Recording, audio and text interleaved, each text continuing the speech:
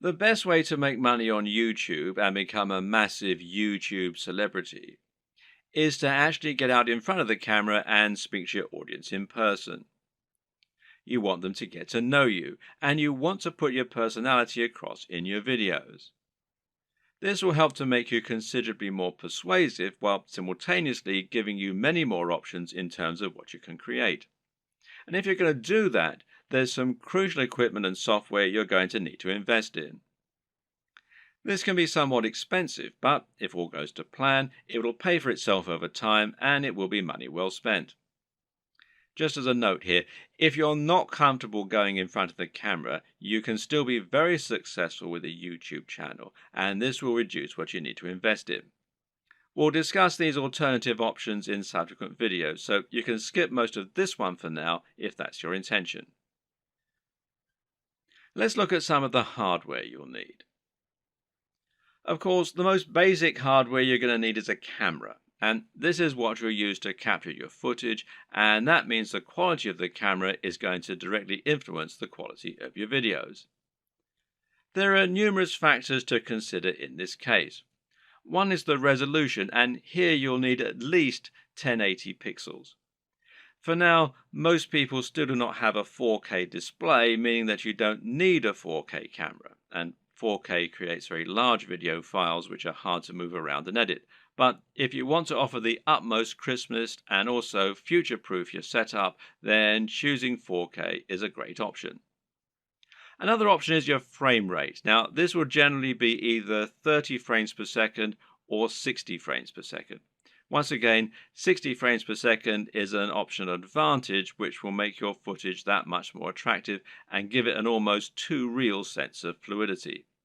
It's entirely up to you if you want to push for this very highest level of quality, but some discerning viewers will certainly appreciate it if you do. Some features to look out for include an optical zoom if you're planning on filming outdoors, and this lets you zoom in with no loss of quality, and options to alter the aperture, etc. Good autofocus is very important if you'll be moving around a lot in front of the camera, while being able to use macros to blur out the background is also a nice option. But what's more important really are the practical considerations for your camera.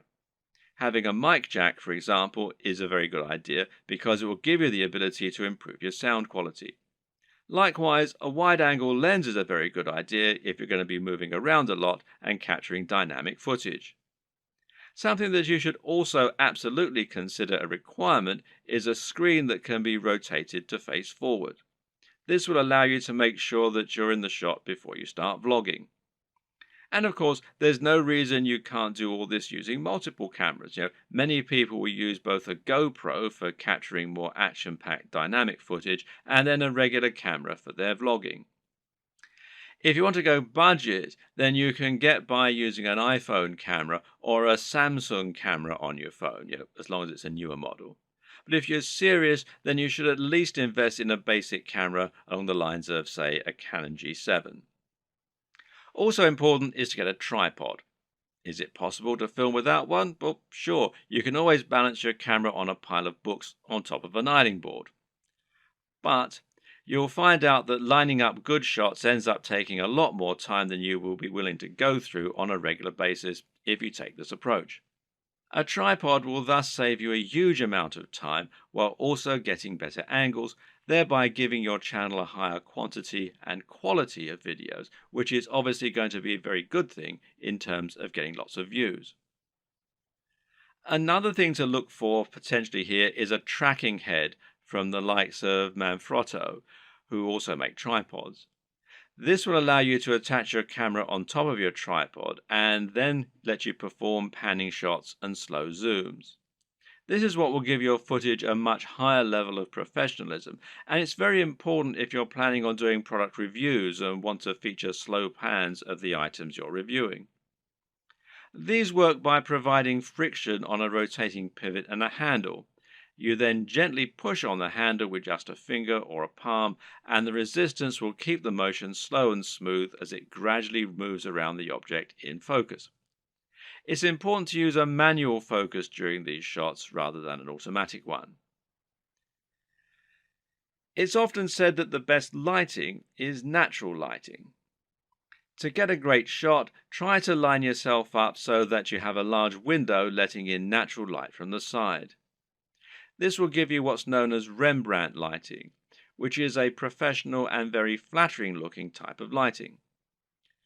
But while this type of lighting is highly desirable, it's not terribly reliable.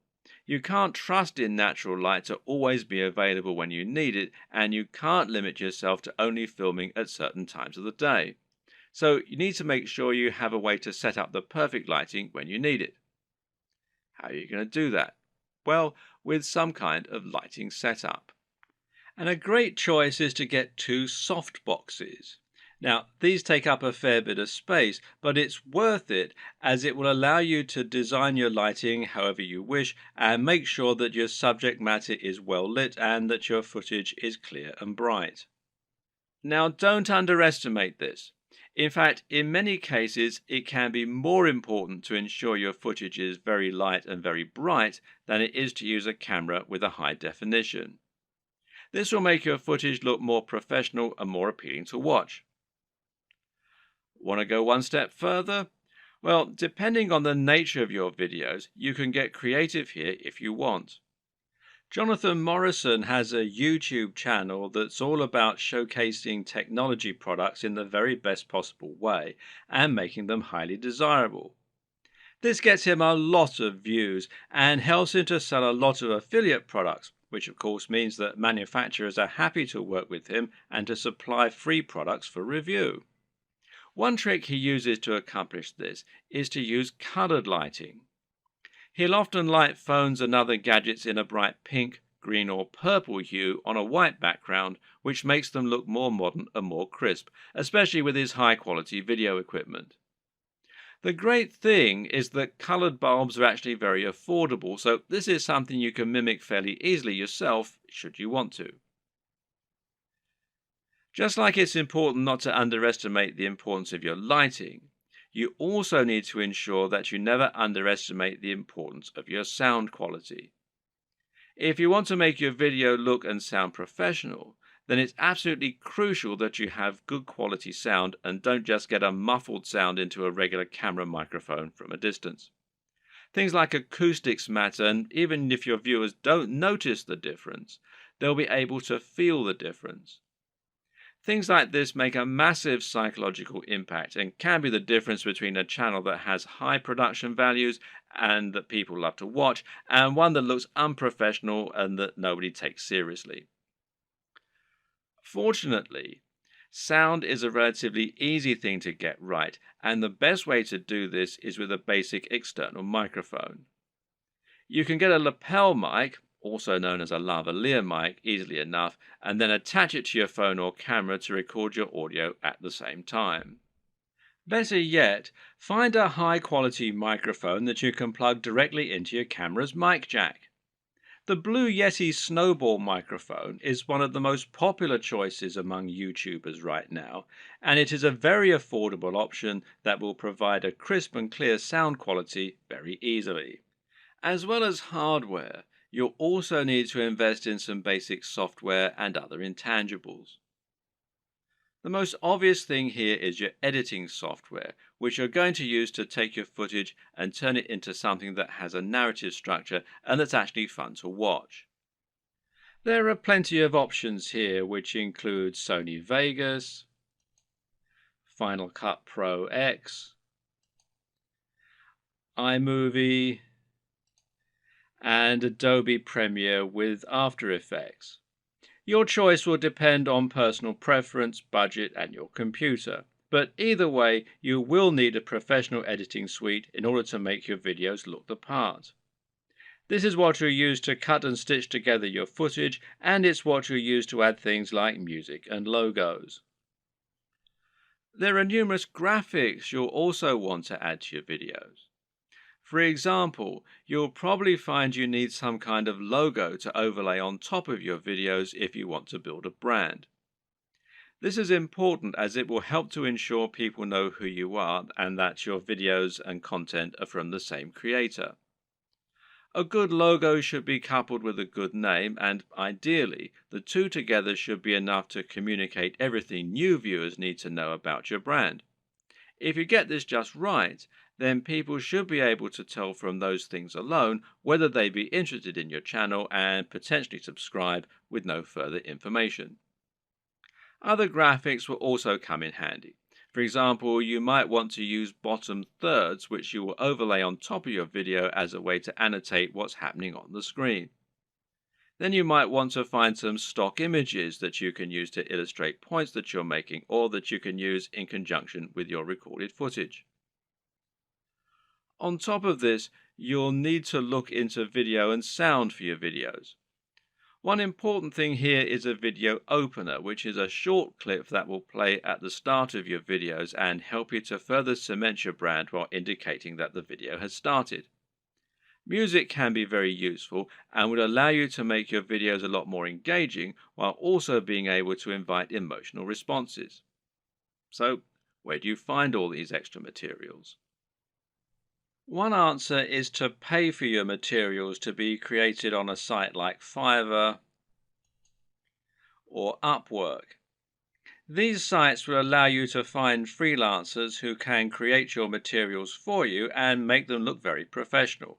Again, it's a small investment, but it's very much worth it, seeing as how much use you'll be getting out of these things. So once you have your equipment, you're ready to start creating your footage and uploading it to YouTube. So what's the average day like for a YouTuber? How do you go from start to finish and save yourself as much time as possible? Well, everyone works differently, but it's certainly worth coming up with a workflow to minimize the amount of time and effort that will go into making videos. It's very important that your content be uploaded regularly in order to avoid losing your subscribers. And with that in mind, you need to be able to rely on a simple process to keep making more videos. To start with, you should try to keep an area in your home or studio ready for filming at all times. Designate a corner of an office or somewhere else to record your footage. That way, you won't have to get everything out and set everything up each time you want to film. It'll be there ready for you to go right away. This also means you can create a set for yourself and a backdrop. This is very important because it will once again greatly improve your professionalism. You don't want to record footage of yourself talking in front of an untidy bedroom with clothes strewn everywhere. Nor do you want to record in an untidy office or any other part of the home that just looks like someone's house, unless, of course, your niche is about something for the home. Rather, your aim is to make a professional-looking set that will help to reinforce the lifestyle that you're trying to promote. Now, this might mean that you set up an area in your home to reflect what you're trying to say about yourself, and this could be a very clean and modern-looking desk setup, for example, or it could be lots of comics and film merchandise. Another option is to use a completely white background, which is achievable with your lighting equipment and a white wall or even a bedsheet pulled taut, or to print out a large canvas or poster that you can use for your backdrop. Or you can use a system called chroma key and insert a background in post-production. Whatever you eventually decide, just make sure you have everything right where you need it, and you know just where to stand, and you have somewhere to prop a script. A good tip is to write yourself something of a script before you start, but to be generally quite relaxed in the way that you stick to this script. It's fine to work from it rather than reading it out verbatim. Another tip is to break your script down into lots of smaller pages. This way you can glance at the next section, perform it, and then move on to the next part. If you have a big enough storage card, then you can record everything in one take and then subsequently edit into a video that people will want to watch. But to do this, you also need to make it as easy as possible for yourself. You can do this by moving slightly each time you perform the next page. This will not only help you to see when you got the take right when looking at the footage in the editor, you'll know that the take just before you moved was the right one, but it'll also make it much more dynamic video as you'll be moving position on the camera as you speak. This makes it easier to edit in cuts too, as when you cut, you need to either keep your position the exact same or make it purposefully very different. You can't just move slightly, as this will look like an awkward twitch. Another tip is to clap at the start of each new section. Why? Because that will make it easier for you to see the audio spike in the editor. One more. When recording your footage, always leave long spaces before and after each take, and generally record much more than you think you're going to need. This will give you more to work with in editing. You should also set up your mic separately, remember, and if you're using a lapel mic, then you just need to plug in your phone and slip it in a pocket while you perform your shots. You can do this all in one take as well. Now, depending on the nature of your video, you might need to record some extra footage as well that you can use as inserts. A long video of someone talking is not normally very engaging, which is why you'll want to switch it up often with clips of other videos or with images. One way to do this is by collecting a B-roll. Now, this is insert footage of the product you're reviewing, of your location, or of anything else that is related to your subject matter.